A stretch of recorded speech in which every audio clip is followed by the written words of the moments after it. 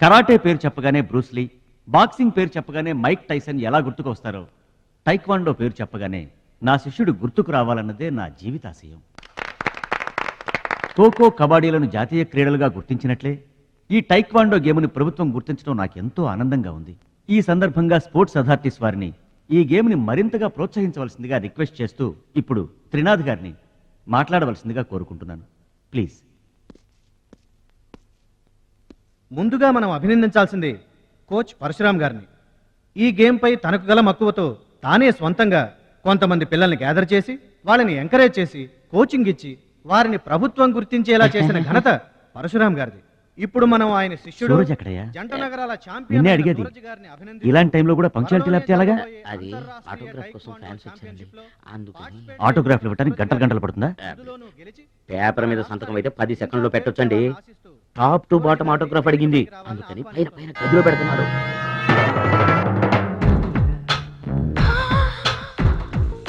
నా వాళ్ళంతా నీ సంతకాలతో నిండిపోవాలి సురేష్. సురేష్! గురువుగారు, అభినందన సభ కదా? ఓహో, మర్చిపోయాను. మీరు వెళ్ళండి, ఓ అరగంటలో వస్తాను. ఆల్రెడీ స్టార్ట్ అయ్యి గంట అయింది. ప్రముఖులంతా నీ కోసం వెయిట్ చేస్తున్నారు. నాకంటే ప్రముఖులు ఎవరున్నారు? నా కోసం వెయిట్ చేస్తే వెయిట్ చేయండి, లేకపోతే పోండి. Don't disturb me. సురేష్, ఇంత పొగరు పనికిరాదు. ఈ మాత్రం గెలుపుకే ఇంత గర్వం తలకెక్కితే ఇక ముందు అసలు పనికిరావు. నా శిష్యుడిగా చేర్చుకునే ముందే చెప్పాను, మత్తుకి మగువకి దూరంగా ఉండాలని. సరేనన్నావు, మాట తప్పావు. చెప్తున్నా విను. నీ పద్ధతి మార్చుకోకపోతే నీకు నాకు ఎటువంటి సంబంధం ఉండదు. హలో, అలా అయితే నష్టపోయేది నువ్వే. నా వల్ల నీకు పేరు వచ్చింది కానీ నీ వల్ల నాకు పేరు రాలేదు. వినాశకాలే విపరీత బుద్ధి. అన్నం పెట్టిన అమ్మను, విద్య నేర్పిన గురువును అవమానించిన వాడు బాగుపడటరా? నీ అలవాట్లే నిన్ను సర్వనాశనం చేస్తాయి. రేయ్, నేను తలుచుకుంటే నీలాంటి వాళ్లను 100 మందిని తయారు చేయగలను. 100 మందిని తయారు చేస్తావా? ఏంట్రా నువ్వు తయారు చేసేది? ప్రపంచానికి సూర్యుడొక్కడే, చంద్రుడొక్కడే, తాయిక్వాండోకి సూరజ్ ఒక్కడే. Get out your rascal.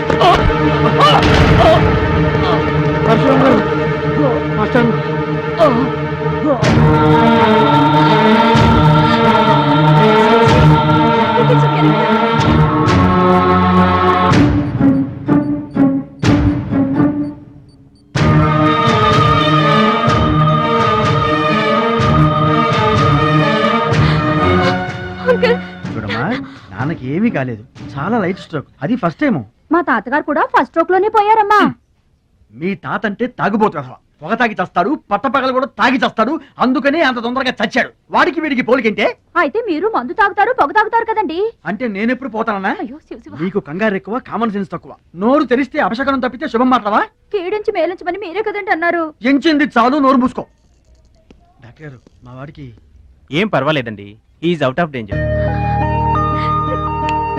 కంగారు పడకమ్మా, నాకేం కాలేదు.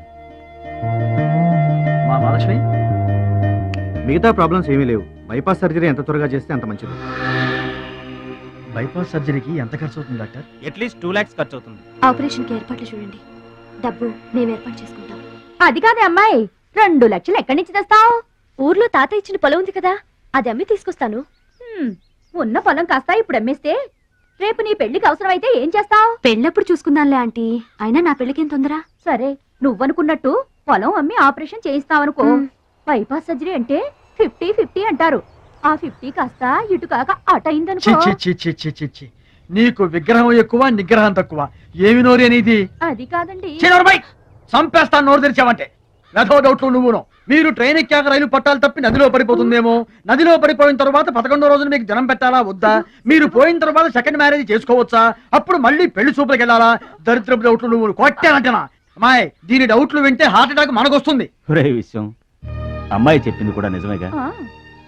నా ఆపరేషన్కి ఏం తొందర లేదు. అసలు ఆ పొలం ఉంచింది దాని పెళ్లి కోసమేగా.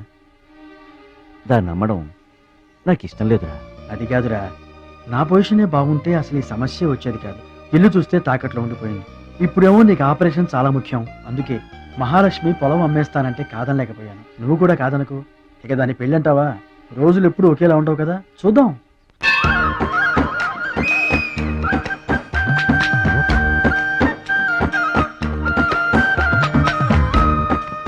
చిచ్చి పెరవాసన ఎక్కండి బాబా ఎక్కండి త్వరగా ఎక్కాలా ఆపండి వచ్చేస్తున్నా. ఈ బ్రేక్ ఇన్స్పెక్టర్ ఎవరు? Sorry, very sorry, extremely sorry. Hello ఒక్కసారి ఇట్రా. నీకు ఫోకస్ ఎక్కువ ఫీలింగ్ తక్కువలా ఉంది. గేదెకి ఎవరన్నా సారీ చెబుతారా? తప్పే ఉంది మాస్టారు, మీరు నా మీద పడ్డారనుకోండి, మీరు నాకు సారీ చెప్తారుగా. చెప్తే అలాగే దానికి కూడా నేను చెప్పాను. గేదెలు కూడా మనలాంటి ప్రాణులేగా. మనలాంటి కాదు నీలాంటి.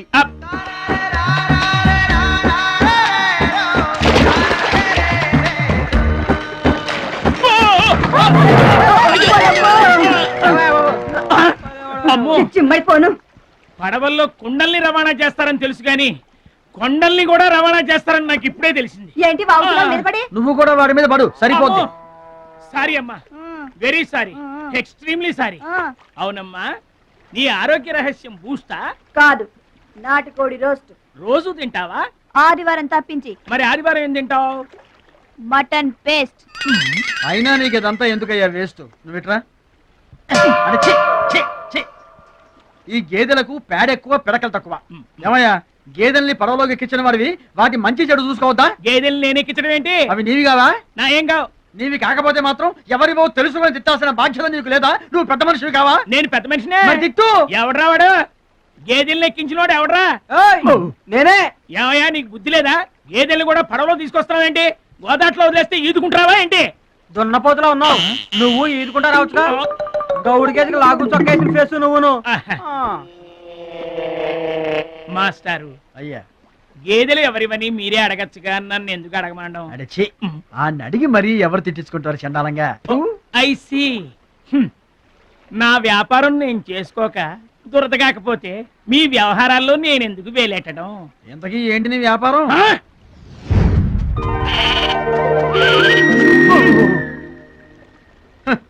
నీకు బిల్డప్ ఎక్కువ బిల్డింగ్ తక్కువ. గొడుగుల వ్యాపారానికి ఎంత అవసరమా?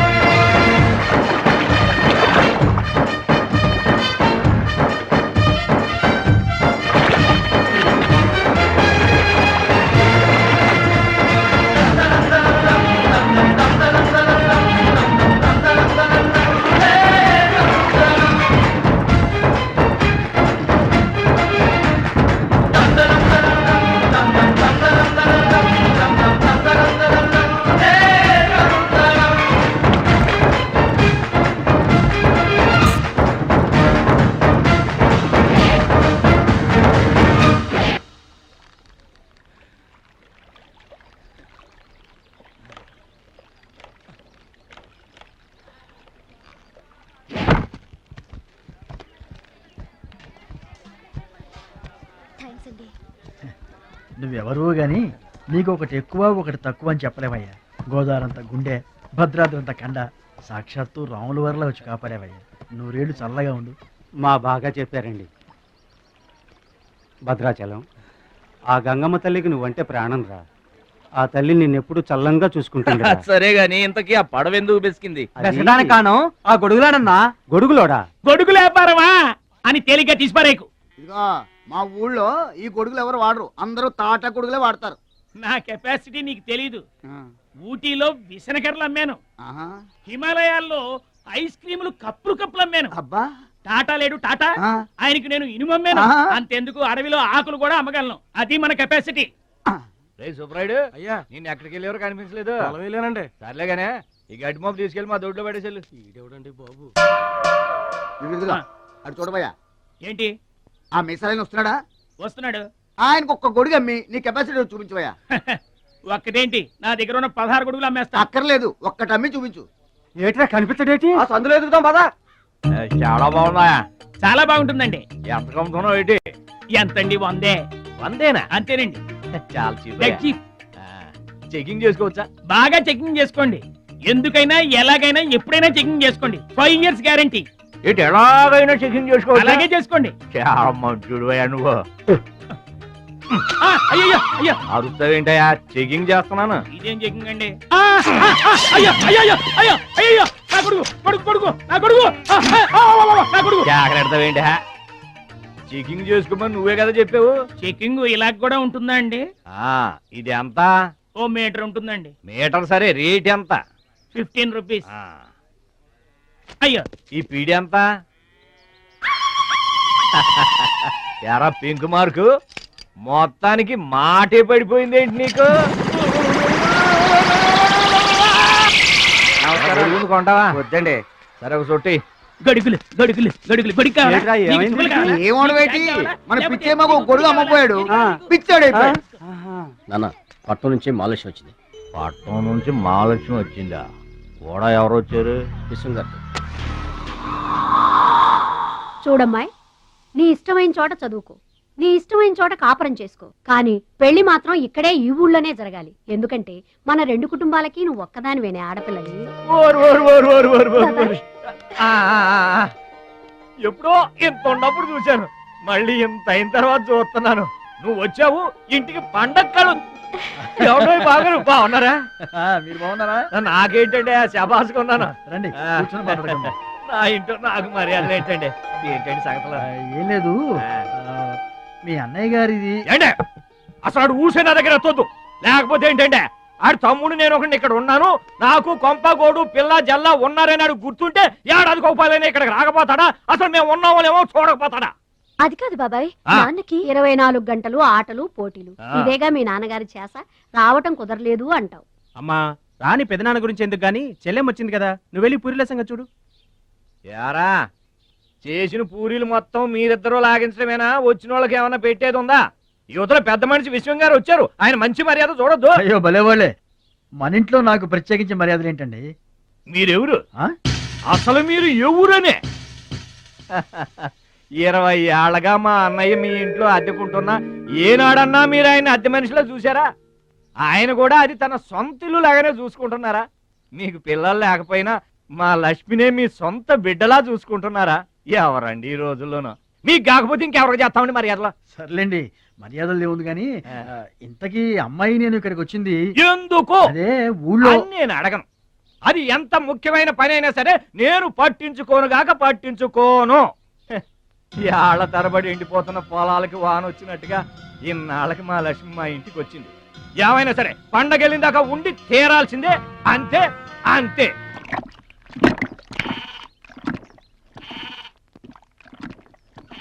మేక నమ్ముకురమ్మని పంపిస్తే మరిది గారు మళ్ళీ వెనక్కి తెచ్చారెందుకో? కంచాల టైంకి మాత్రం టంచరగా వచ్చి కూర్చుంటాడు. అడగరేంటి బావగారు? అడుగుతా, ఏరా మాట్లాడకుండా పోతామే, అమ్మలేదా? ఎలా అమ్మంటావు అన్నయ్య? ఇది తల్లి కడుపులోంచి బయటపడుతున్నప్పుడు కింద పడితే ఎక్కడ దెబ్బ తగులుతుందో అని ఈ చేతులతో పట్టుకున్నవాడిని, మళ్ళీ అదే చేతులతో తల్లి నుంచి బిడ్డను వేరు చేసి కసాయివాడికి అమ్మడానికి నాకు మనసు రాలేదన్నయ్య. విన్నారా? వింటున్నా. అక్కడికి ఆయన దొక్కడిదే జాలిగుండే, మనం మాత్రం కాసాయోళ్ళం.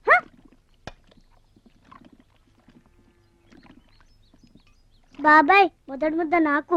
నీకు పెట్టాకే నేను తింటానమ్మా. ఛీ వాసన. ఉంటే చంపేస్తాను. అయినా నీకు పెట్టింది తినకుండా అందరి కంచాల మీద ఎగబడతావే? ఎందుకు వదినా దాన్ని తిడతావు? అన్నం నిజంగానే వాసన వస్తుంది. ముప్పొద్దులో 3 గంగాళాల వేడన్నాలు వండి మార్చడానికి ఇక్కడ ఎవరు తిరిగ్గా లేరు. అయినా మిగిలిపోయిన అన్నం బయట పారేసుకుంటారా ఏంటి? ఎవరింట తింటలేదు? అలాంటప్పుడు అన్నం మాకు కూడా పెట్టచ్చుకోవద్దునా? అక్కడికేమో మీ తమ్ముడి మీద మీకు ప్రేమ ఉన్నట్టు, మాకేమో లేనట్ట. ఉన్నదేదో పెట్టాం, దిగితే ముద్దు మింగమనండి, లేకపోతే వెళ్ళి చేయి కడుక్కోమనండి. ఎందుకేమన్నా తాడిపోసుకుంటావు? మీ ఇద్దరం చేసే పని వాడు ఒకటే చేస్తాడు. మన నలుగురిని తినే తిండి ఒక్కడే తింటాడు. పొగరికిన పోతురానికి పాడెక్కువ, పాలిచ్చే గేదెలు ఎక్కువ అన్నట్లు తోల బిడ్డకేం తక్కువ లేదు. భద్రాచలం, ఒరే భద్రాచలం, రేరా అన్నం మీద అలిగేలోని ఏం పిలవక్కర్లేదు.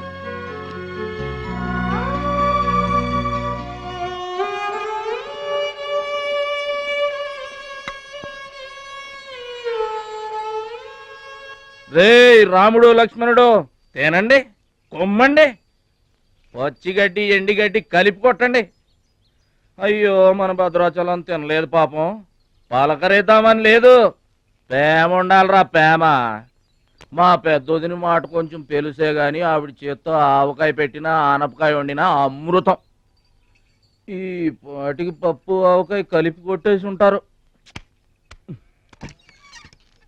ఎవరో నేనే ఏంటి అన్నం కలుపుకొచ్చాను. ఆవకాయ కూడా కలిపావా? ఓ నెయ్యి కూడా కలిపాను. నేనే పెడతా.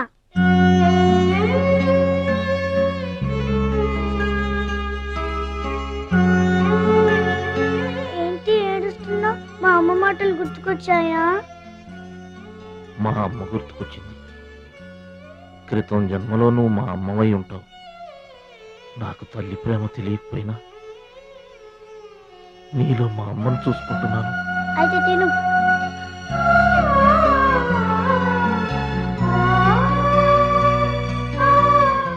ఏంటి చెల్లై చూస్తున్నావు? అతను వాడి గురించి ఒక్క మాట మాట్లాడినా వేస్టే. పనికి మాలిన వెధవ, సోంబేరి, తిండి పోతు. ఆయన తిండి సరే, ఈ తిండి దేనికి? రేపు పోటీలు కదా, గెలుద్దామని. గెలుద్దామనే? ఆ సెటప్ ఏంటి? వాడు వేస్ట్ అయితే వీడు సూపర్ వేస్ట్ కదరా అన్నయ్య. నువ్వు చెప్పింది కరెక్టే. వాడు పోటీలకేనా? గెలుద్దామనే? వాడు గెలుద్దామని. వీడికి మ్యాథ్ ఎక్కువ, మోత్ తక్కువ. వాడికి కండ ఎక్కువ, కార్యం తక్కువ. దొందు మా రోజుల్లో అయితేరా ప్రతి సంవత్సరం జరుగు- ప్రతి సంవత్సరం అమ్మా. నువ్వా? పాతికిస్తావా? పాతికేంటి? పాలా ఇస్తావా? పావలా ఏంట్రా? పోనీ ఊరికే ఇస్తా. ఏంట్రా నువ్వు ఉంది అంటే అదేగా? అదే. నిన్ను చంపేస్తాను. ఇసుక బత్తాలు ఎత్తుతుంటే ఆడోళ్ళు ఇరగబడి చూసేవాళ్ళు. పిచ్చాయి బావా, పిచ్చాయి ఎడు.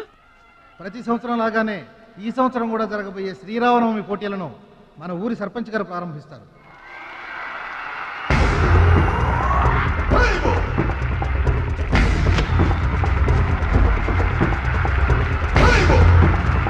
బాబాయ్, ఏంటి తోసుకుంటూ వస్తున్నావు? మా బాబాయ్ గెలడం నేను చూడాలిగా.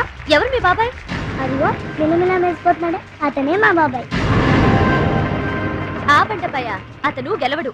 అదిగో సన్నగా ఉన్నాడే మా అన్నయ్య, అతనే గెలుస్తాడు. గాజ్ బెంక్ లో ఉన్నాడు, వాడేం గెలుస్తాడు? మా బాబాయ్ గెలుస్తాడు. లేదు, మా అన్నయ్య గెలుస్తాడు. మా బాబాయ్ గెలుస్తాడు. మా అన్నయ్య గెలుస్తాడు. అలాగా? మీ అన్నయ్య గెలుస్తాడా? సరే. ఎక్కడికి? దేవుడికి దండం పెట్టుకోవాలని. ఏమని? ఈసారి మళ్ళీ మీరు పడవెక్కినప్పుడు దానికి చిల్లు పడి మీరందరు గోదావరిలో మునిపోవాలి. అమ్మో, ఇలా కూడా దండం పెట్టుకుంటారా? నీ బాబాయ్ గెలుస్తాడు కానీ అలాంటి దండాలు పెట్టుకోవద్దు నువ్వు. సరే, మా బాబాయ్ గెలవాలని దండం పెట్టుకో. సరే.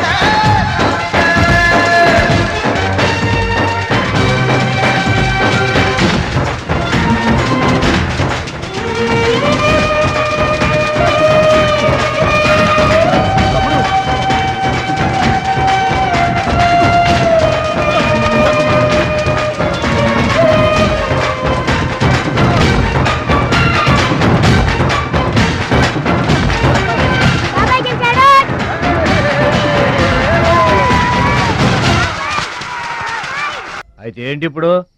ఆడి గుండె జబ్బొస్తే నేను డబ్బులు ఇయ్యాలా? మీరిచ్చేదే ఉంది బాబాయ్, మా పొలం ఉంది కదా, అది అమ్మి. ఆహా, అమ్మి డబ్బు ఒట్టుకుపోదామని వచ్చావన్నమాట. మా తల్లే, వాటాలు పంచేయడానికి మీ 5 పూచు పుల్ల కూడా లేదు ఇక్కడ. మా అమ్మా నాన్న వాడిని డిగ్రీ దాకా చదివించారు, అది గుర్తుంచుకోండి. వాడు చదువుకున్నాడు కాబట్టే వాడికి 5 ఎకరాలు పంచారు. మీరు చదువుకోలేదు కాబట్టే మీకు 20 ఎకరాలు ఇచ్చారు. అయినా ఇవాళ వాడి ప్రాణం మీదకి వచ్చి అవసరమై వాడి పొలం వాడు అమ్ముకుంటానంటే మీరు అభ్యంతరం పెడతారేంటండి? అయినా వాడికి చదువు వచ్చింది, చదువుకున్నాడు. మీకు చదువు రాలేదు, చదువుకోలేదు. వాళ్ళు రాలిపోతాయి మరో మాట మాట్లాడేవంటే. నాకు చదువు రాక కాదు, ఆడి కోసం త్యాగం చేశా. అన్నయ్య నువ్వు పలక బల్పం పట్టుకో, నేను పలుకు పార పట్టుకుంటానన్నా. అన్నయ్య నువ్వు బడిలోకి వెళ్ళు, నేను బర్రెల కాపలాకి వెళ్తానన్నా. అన్నయ్య నువ్వు లాగు చొక్కా వేసుకో, నేను గోసి పెట్టుకుంటానన్నా. ఇలా ఆడి కోసం త్యాగాలు చేయబట్టి ఆడు చదువుకొని గొప్పడు అయిపోయాడు. ఇంకా ఆడి కోసం త్యాగాలు చేసి నా పెళ్ళం పిల్లల రోడ్ల మీద అడుక్కు తినమంటావా? చెప్పు చోమహా. అలా అంటావేంటి బాబాయ్?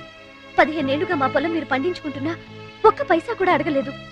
ఇవాళ అవసరం వచ్చి మా పొలం మేము అమ్ముకుంటామంటే కుదరదంటారేంటి? ఏంటి నిలదీస్తున్నావా? నీకు సమాధానం చెప్పాల్సిన అవసరం నాకు లేదు. పిచ్చయ్య గారు, మీరు మాట్లాడుతుంది ఏమీ బాగలేదు. అరే, ఆపరేషన్కి అవసరమై వాడి పొలం వాడు. ఓయ్! పొలం మాట ఎత్తకుండా ఉంటావంటే నేను రాత్రికేడ పడుకొని పొద్దుటే వెళ్ళిపోండి, లేదా కొట్టేసో. అక్కర్లేదు, మేమే వెళ్ళిపోతాం.